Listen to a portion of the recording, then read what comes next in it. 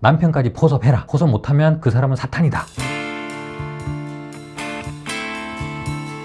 사실은 내가 세상에 이제 사이비 종교라고 하는 그런 종교 단체에 갔는데, 안녕하세요. 푸르는 날 채널의 최동훈 변호사입니다. 오늘은 이혼 사유 중에 하나인 과도한 종교 활동, 또 사이비 종교 활동, 그리고 위자료와 재산 분할, 이런 쟁점들에 대해서 한번 얘기를 나눠보고자 합니다.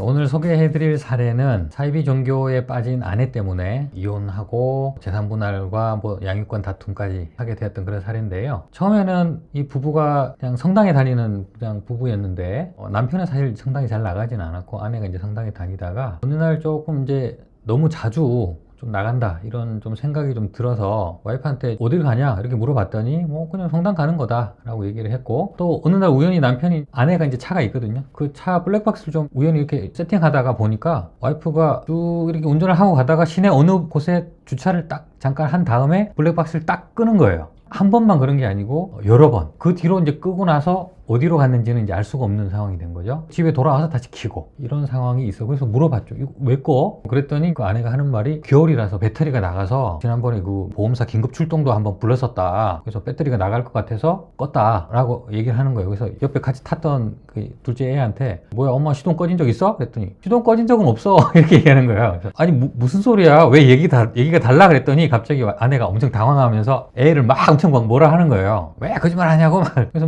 그런가 보다 하고도 넘어갔어요. 그런데 그 뒤로도 이제 비슷한 일들이 조금 생기는 거예요. 핸드폰을 잘 안 보여준다거나 이상한 사람들하고 연락을 한다거나, 어느 날은 이제 또 둘째 애가 아빠 오늘 나 성당에 내려주고 엄마는 딴 데 갔어 막 이렇게 얘기하는 거예요. 약간 시장 보러 갔나 이렇게 생각했는데 한 번만 그런 게 아니었던 거죠. 그 다음 주도 그러고 계속. 그러니까 애를 두고 자꾸 이제 어디를 간다. 그래서 어디를 가는 거냐, 그 이제 와이프한테 물어봤죠. 그랬더니 내가 어딜 가 이제 막 이렇게 얘기를 하는 거예요. 그래서 애한테 물어봤더니 애는 나만 내려놓고 엄마는 어디 갔다가 끝나면 나 데리러 와 이렇게 얘기하는 거예요. 예배를 안 드린다는 거죠. 남편이 좀 이상한 거예요. 그래서 하루는 아내가 나갈 때 뒤를 따라가 봤어요. 그랬더니 애를 진짜 성당에 내려주고 자기는 딴 데를 가는 거예요. 성당에 갔다 올게 라고 하면서 나간 사람이. 그래서 어디 가나 쑥 따라가 봤더니 어떤 이제 교회 같은 데를 들어가는 거예요. 이제 남편이 이제 전화를 걸었죠. 들어가는 걸 보고 어디야? 그랬더니 지금 성당에서 예배 드리고 있어 이렇게 얘기하는 거예요.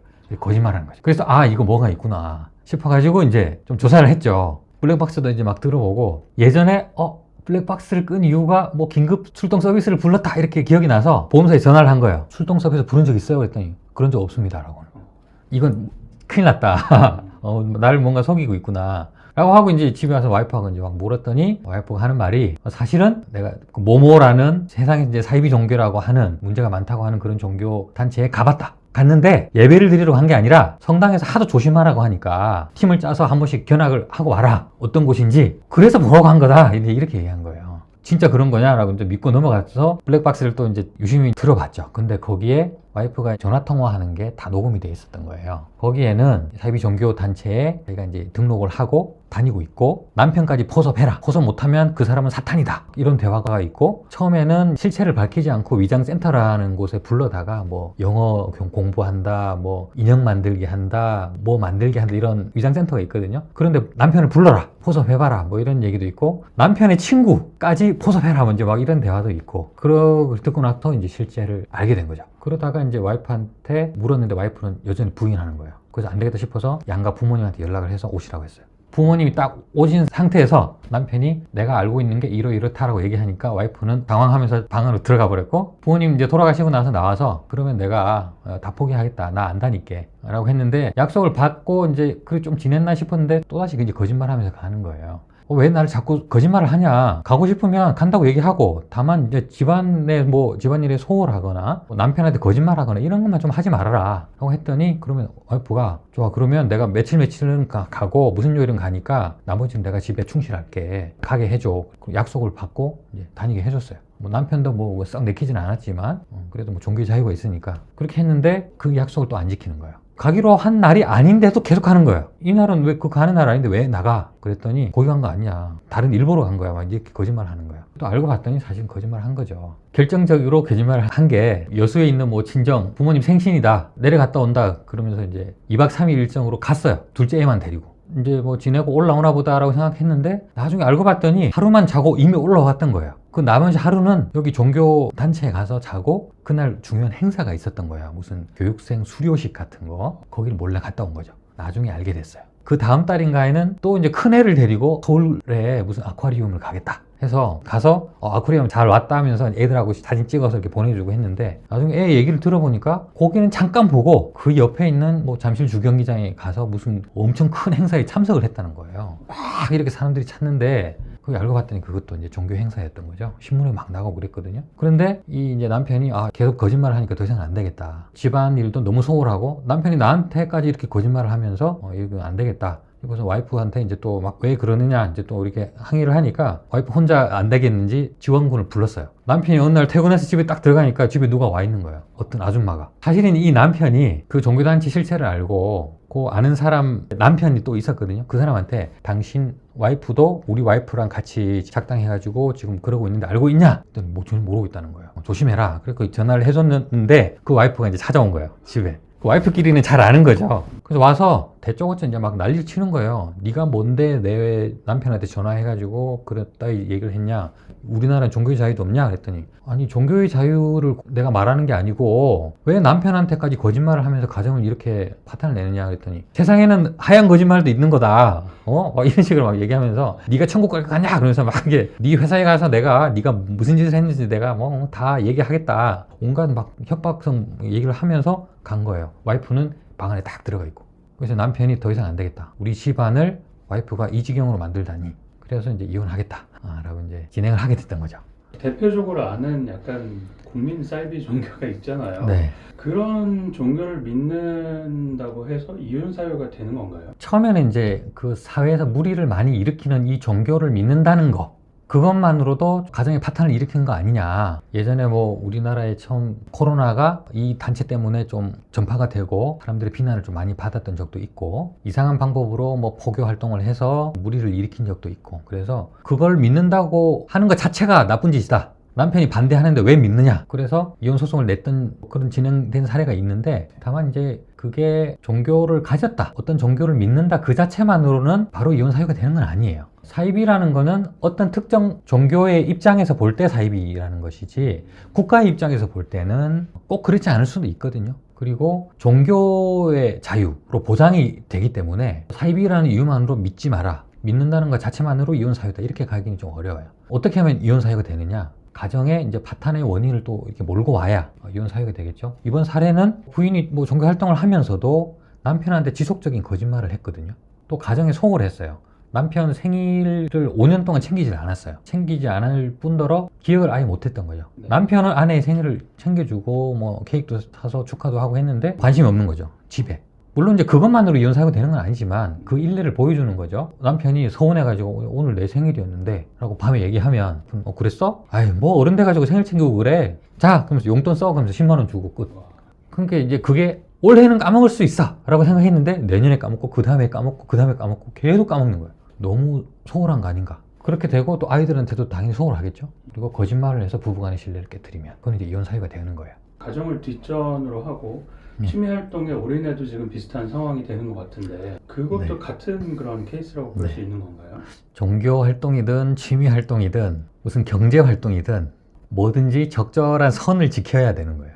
그 선을 넘는 순간 이혼 사유가 되거든요. 제가 이제 예전 영상에서도 몇 번 말씀드린 적이 있는데 뭐 골프를 친다, 등산을 한다, 집이 뭐 빚이 필요해서 뭐 대출을 받는다, 뭐 그런 경우도 있을 수 있죠. 그런데 골프 치느라고 집에 들어오지도 않아. 가정에는 소홀하고 아니면 뭐 대출을 받는데 뭐 남편한테 얘기하지도 않아. 이제 그런 식으로 선을 넘으면 그건 이혼 사유가 되는 거예요. 그러면 이런 경우에는 재산 분할은 어떻게 되는 건가요? 지금 질문을 아주 잘 해주셨는데 그 질문이 제가 상담을 해보면 가장 많이 받는 질문 중에 하나예요. 제가 유책 배우자인데 재산 분할 받을 수 있나요? 아니면 뭐 상대방이 뭐 잘못했는데 재산 분할을 어떻게 해야 되나요? 라고 이런 얘기를 많이 하시거든요. 그 질문을 제가 이제 분석을 해드리면 내가 유책 배우자예요? 아니면 상대방이 유책 배우자예요? 하는 거는 위자료하고 관련된 얘기예요. 잘못을 했으면 유책 배우자라면 위자료를 지급하면 되는 문제고 재산 분할은 그거하고는 별개예요. 누가 잘못했다? 잘잘못이 따지는 그 문제는 위자료의 문제이지 재산 분할의 문제는 아닌 거예요. 근데 지금 질문은 두 가지가 섞여 있고 보통 일반 분들은 다 그렇게 알고 계세요. 그런 질문을 하시거든요. 그러면 제가 외도를 하다가 들켰는데 남편이 이혼하자 그래요. 제가 재산 분할 받을 수 있나요? 라고 질문을 많이 하세요.